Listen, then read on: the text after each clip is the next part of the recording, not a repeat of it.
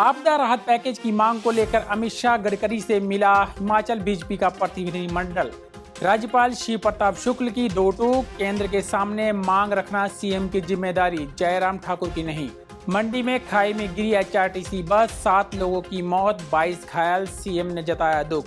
Job trainee policy पर विपक्ष हमलावर, वीरेंद्र कंवर बोले हर वर्ग को ठग रही ट्रेनी सरकार। तेल की आड़ में गौ तस्करी, टैंक में छिपाकर ले जा रहे थे गौवंश। मैं हूं HIV वायरस, नाम तो सुना ही होगा। मैं एक साथी से दूसरे साथी तक 4 मुख्य तरीके से पहुंच सकता हूं। HIV संक्रमित व्यक्ति के साथ बिना कॉन्डम सेक्स करने से, एक ही सुई व सिरिंज का साझा उपयोग करने से, HIV संक्रमित खून चढ़ाने से और HIV संक्रमित मां से उसके बच्चे को। मेरे बारे में जानने के लिए 1097 पर कॉल करके सवाल किया गया। हिमाचल प्रदेश राज्य एड्स नियंत्रण समिति द्वारा जनहित में जारी। नमस्कार, पंजाब कैसी टीवी देख रहे हैं आप। मैं मदन हाजिर हूं प्रदेश की बड़ी खबरों के साथ। चलिए डालिए नजर हिमाचल पर।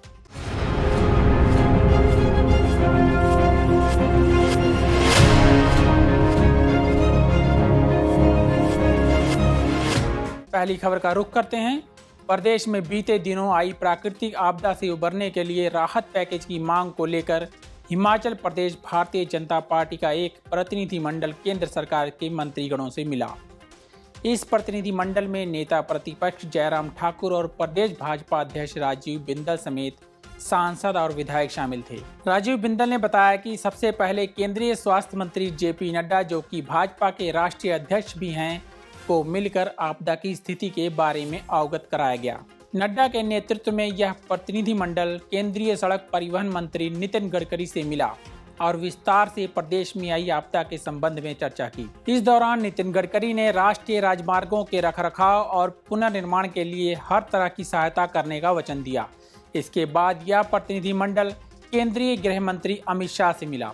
गृह मंत्री ने कहा कि नरेंद्र मोदी के नेतृत्व वाली एनडीए सरकार ने पहले भी हिमाचल प्रदेश को भरपूर आर्थिक मदद की है और भविष्य में भी राहत कार्यों में धन की कमी नहीं आने दी जाएगी, और आश्वस्त किया कि वे स्वयं हिमाचल आकर त्रासदी का जायजा लेंगे। बढ़ते हैं अगली खबर की ओर।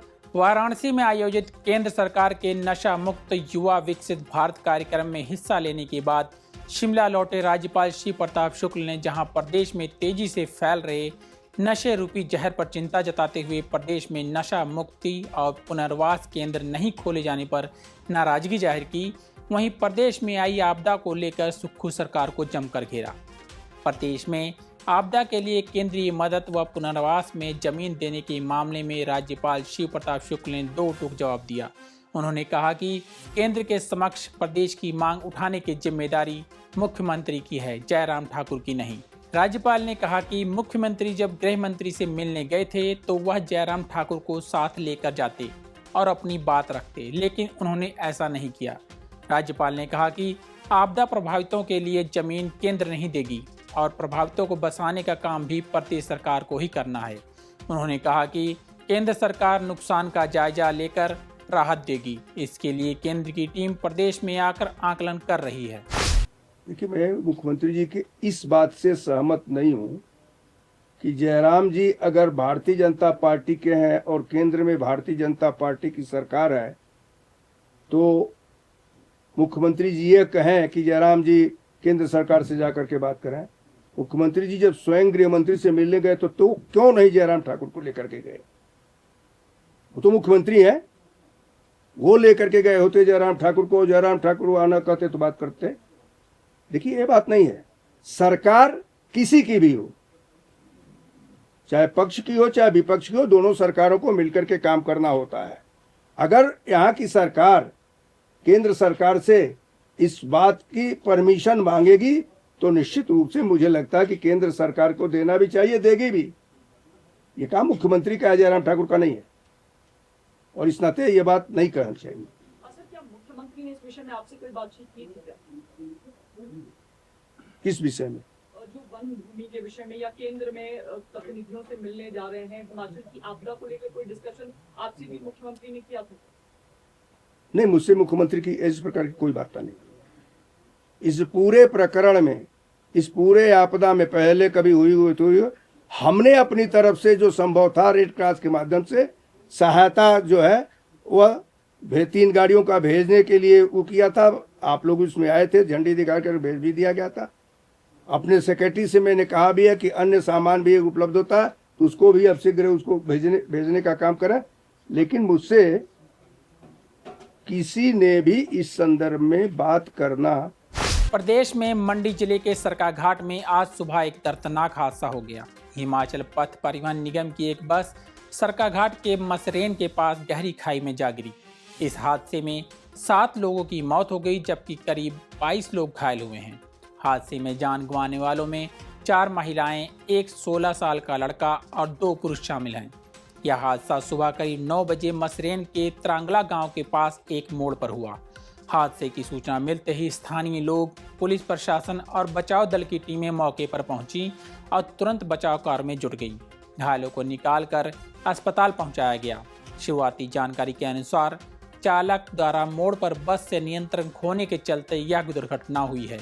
डीएसपी सरकाघाट ने हादसे की पुष्टि की है। सीएम सुखविंदर सिंह सुक्खू ने इस हादसे पर दुख जताया है और अपने फेसबुक पर एक पोस्ट करते हुए कहा है कि यह घटना अत्यंत दुखद एवं हृदय विदारक है।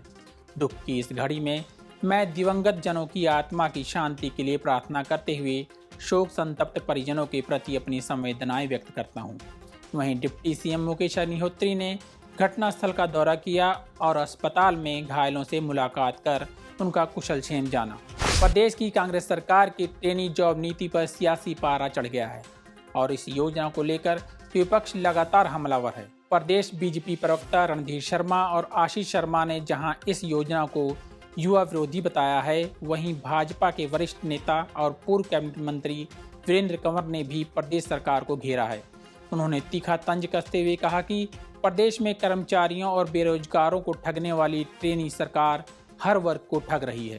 कंवर ने कहा कि कांग्रेस सरकार व्यवस्था परिवर्तन के नाम पर युवाओं और कर्मचारियों को ठगने का अभियान चला रही है। उन्होंने कहा कि नई ट्रेनी जॉब पॉलिसी के चलते सरकारी नौकरी पाने के बाद भी युवाओं को दोहरी परीक्षा की अग्नि परीक्षा से गुजरना पड़ेगा। ये दुर्भाग्यपूर्ण है।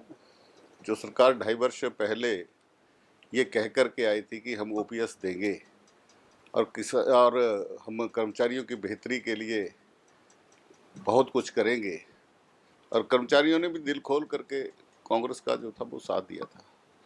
वित्तीय ज्ञान ना होने के कारण जब ओपीएस लागू किया तो बहुत सारी दिक्कतें आई। आर्थिक स्थिति जो है वो प्रदेश की बहुत ही जो है वो खराब हुई, जिसके चलते आज जो कांग्रेस है जहां प्रदेश का विकास नहीं करवा पा रही है। आज बहुत सारी योजनाएं जो जनहित की थी, चाहे वो बुढ़ापा पेंशन थी, चाहे वो सहारा योजना थी, चाहे हिमकेयर जैसी बहुत ही लोकप्रिय योजना जो भारतीय जनता पार्टी की इसमें बनी थी, आज ये सारी कांग्रेस को जो है वो बंद करनी पड़ी। गांव में अगर हम चले जाते हैं तो लोग पूछते हैं कि हमारी पेंशन जो है वो कब आएगी। 4-4 महीने हो गए, 5-5 महीने हो गए। लेकिन आज वित्तीय स्थिति से ध्यान हटाने के लिए, क्योंकि कांग्रेस को पता है, सरकार को ये पता है कि आज 12,000 करोड़ की देनदारी जो है वो आज कर्मचारियों की है, और कर्मचारियों को तनख्वाह देने के जो है वो लाले पड़े हैं। बहुत सारे आउटसोर्स कर्मचारी जो है वो हटा दिए गए, लेकिन अब ध्यान भटकाने के लिए जो है वो जॉब ट्रेनिंग पॉलिसी जो है वो लेकर के आए। और आज जितने भी जो लोग कर्मचारी जो है वो इसके ऊपर कॉन्ट्रैक्ट के ऊपर लगे हुए थे, अभी उनका जो भविष्य है वो अधर में लट गया। अब फिर से जो है वो उनको एक और टेस्ट जो है वो क्लियर करना पड़ेगा। अगर वो टेस्ट क्लियर नहीं कर पाए तो वो सारी उम्र जो है वो जॉब ट्रेनी ही बन करके रह जाएंगे। आज मुझे समझ नहीं आया, जब एक बार पब्लिक सर्विस कमीशन से और सबऑर्डिनेट सर्विस सिलेक्शन बोर्ड से अगर किसी कर्मचारी ने टेस्ट क्लियर कर लिया है, फिर जॉब ट्रेनिंग का तो प्रश्न ही पैदा नहीं होता है। मुझे लगता है कि सरकार को लगता है कि जब वो भी सरकार जो है वो आज ही सरकार हिमाचल प्रदेश की एक ट्रेनी सरकार बनकर के रह गई है। आज उसी तरह से कर्मचारियों को भी जॉब ट्रेनी ही बन करके जो है वो रखना चाहते हैं, क्योंकि जब वो जॉब ट्रेनी रहेंगे तो उनको कोई वित्तीय लाभ जो है वो नहीं मिलेंगे, उनको तनख्वाह नहीं मिलेगी, उनको सिर्फ भत्ते वगैरह जो है वो दिए जाएंगे, लेकिन उनको रेगुलर सैलरी जो है वो नहीं दी जाएगी। आज कर्मचारी जो है वो दुविधा में है और मैं समझता हूँ कि कर्मचारी जो है वो प्रदेश की रीढ़ की हड्डी है, जो प्रदेश के विकास में एक महत्वपूर्ण भूमिका जो है वो निभाते हैं। आज वो अपने आप को ठगा हुआ महसूस करते हैं। जिला बिलासपुर में ऑयल टैंकर में गाय और बैलों की तस्करी करने का हैरानीजनक मामला सामने आया है। स्वारघाट पुलिस ने पंजाब सीमा पर गड़ा मोड़ा स्थित आरटीओ बैरियर पर गाय और बैलों से भरा एक ऑयल टैंकर पकड़ा है। टैंकर में एक बैल मृत पाया गया, जबकि 3 गायें और 5 बैल जिंदा मिले हैं। टैंकर का चालक और उसमें सवार एक अन्य व्यक्ति मौके से भागने में कामयाब हो गए। जानकारी अनुसार सुबह तड़के आरटीओ बैरियर पर वाहनों की जांच की जा रही थी। इसी बीच पंजाब की ओर से आ रहे इंडियन ऑयल टैंकर को रोका गया। आरटीओ बैरियर पर तैनात कर्मचारियों को कुछ शक हुआ। उन्होंने स्वारघाट पुलिस थाने को सूचना दी। मौके पर पहुंची पुलिस ने जब टैंकर की जांच की तो उसमें गौवंश भरा हुआ था। इसी बीच चालक और एक अन्य व्यक्ति चकमा देकर फरार हो गए। आरोपियों की तलाश जारी है। प्रारंभिक जांच में पता चला है कि टैंकर हरियाणा का है। देखिए ये रिपोर्ट। तस्वीरें जिला बिलासपुर के गरामोड़ा की हैं, जहां पर एक्साइज विभाग को बड़ी सफलता हाथ लगी है, जब एक तेल का टैंकर जांच के दौरान पकड़ में आया, जिसमें डीजल के बजाय 8 से 10 गौवंश को ठूस कर भरा गया था। ये मामला न केवल कानून की धज्जियां उड़ाने वाला है, बल्कि पशु क्रूरता की शर्मनाक तस्वीर भी पेश करता है। जानकारी के मुताबिक एक्साइज विभाग की टीम ने रात को गरामोड़ा में नाका लगाया हुआ था और गाड़ियों की गहनता से जांच की जा रही थी।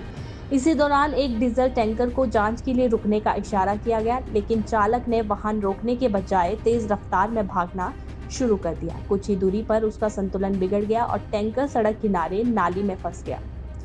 ड्राइवर से जब कागज और बिल मांगे गए तो उसने उन्हें भूल आने की बात कही और स्पष्ट कागज दिखाने में असमर्थ रहा। शक होने पर टैंकर की गहनता से जांच की गई तो अधिकारियों के भी होश उड़ गए। टैंकर के अंदर तेल के बजाय लगभग 8 से 10 गौवंश भरे हुए थे। जांच में खुलासा हुआ कि टैंकर को बेहद शातिर तरीके से मॉडिफाई किया गया था। पिछले हिस्से को काटकर उसमें खिड़कीनुमा छिपा दरवाजा तैयार किया गया था, जिसे बाहर से पहचानना नामुमकिन था। सूचना मिलते ही पुलिस मौके पर पहुंची और टैंकर को कब्जे में लेकर सभी गौवंश को सुरक्षित जगात गौशाला में पहुंचाया गया। फिलहाल पुलिस ने मामला दर्ज कर लिया है और टैंकर ड्राइवर फरार बताया जा रहा है। पुलिस ने पूरे रैकेट की तह तक जाने के लिए जांच शुरू कर दी है। आज के बुलेटिन में इतना ही। कल फिर मिलेंगे, तब तक बने रहिए पंजाब केसरी टीवी के साथ।